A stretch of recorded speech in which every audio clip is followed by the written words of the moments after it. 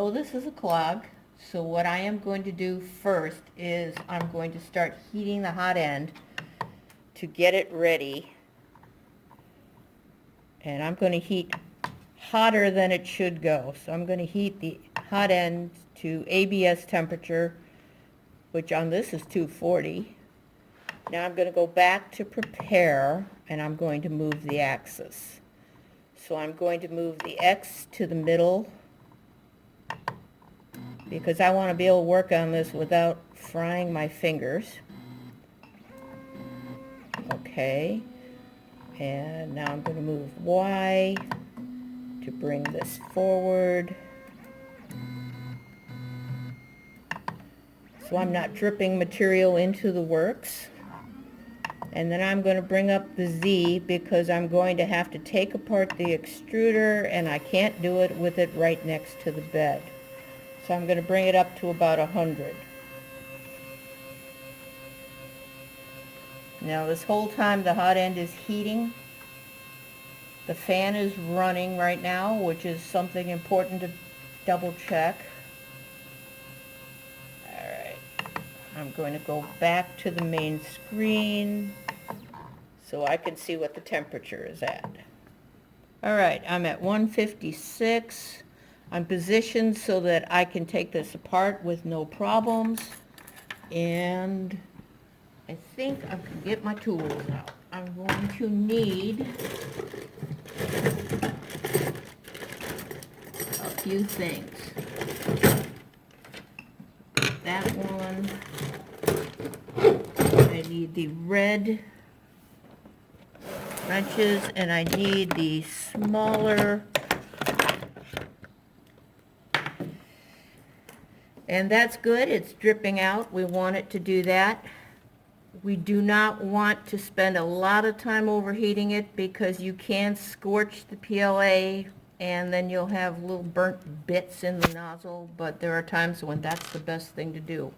I'm hanging on to the fan and I'm removing it so that it doesn't fall against the hot end. And you got to be careful not to accidentally hit the fan blades because you'll break them off. They're not very strong. What that's going to do is going to allow the heat to creep up, which has caused the problem in the first place, but now we're using that in our favor. And then, where did I put the thread? 7/64. This is the part where you can hurt yourself. So you got to be really careful and always be conscious of the fact that that is at 240 degrees centigrade. That is hotter than what you need to bake a cake, and it will cook your finger. And I'm just slowly bringing that down, and there's our clog. I am handling this by the plate. Yeah, that's interesting. But you can see where it stopped, and it started expanding right there. That's heat creep. Just above the melted point, it's a little wider. And that is a constant problem with 3D printers. This is an acupuncture needle. And now it goes all the way through. Okay, so what I'm going to do, first thing I'm going to do is, I'll leave it. I was going to turn off the heat, but I think I'm going to leave it because I'm going to push more filament through. I'm going to very slowly and carefully put this back on.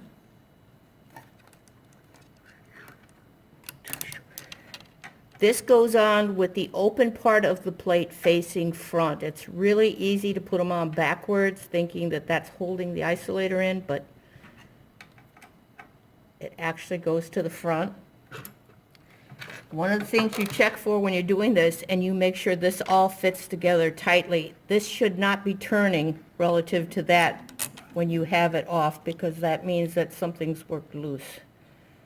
There needs to be a tight filament path. If these three parts aren't screwed together tightly, there's a tiny little gap that the filament can flow into, create a little mushroom, and block the entire filament path.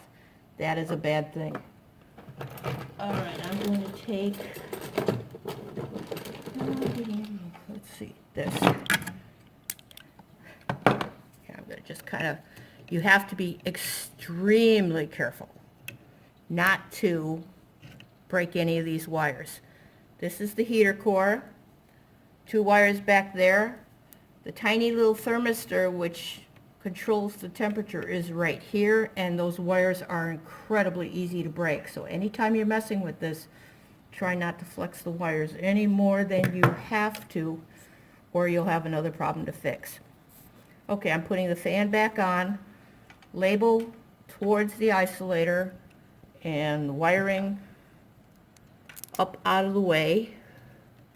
Always be mindful of the hot end. Do not forget that that thing will scorch you and it hurts. I'm just putting this on loosely for now, and then I'll tighten it. All right, I need some filament. Let me just cut this off of here.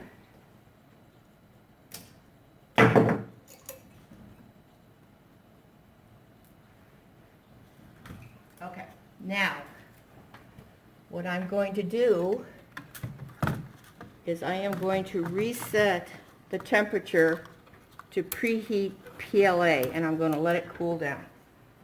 So I'm going to go back to the screen, prepare, preheat PLA, end. And now the temperature should start going down to 200. When it gets a little closer, I'm going to try feeding this in. If the nozzle, the heater core, and the whole heater block, the little heat break, and the isolator are not all tightly screwed together, then what happens is you get that little gap. So it's very important that if you keep getting clogs and you take it apart and you find a little like mushroom part, that you have to rebuild your hot end and make sure everything is screwed together tightly. Otherwise, generally it's just heat creep, which happens with these pretty regularly. I'm down to 204 degrees and I'm feeding my filament down through, and there it goes. I'm going to force it through so that if there's any little bits of burned material, it's going to push them out the end. But we are now have an unclogged machine. Done.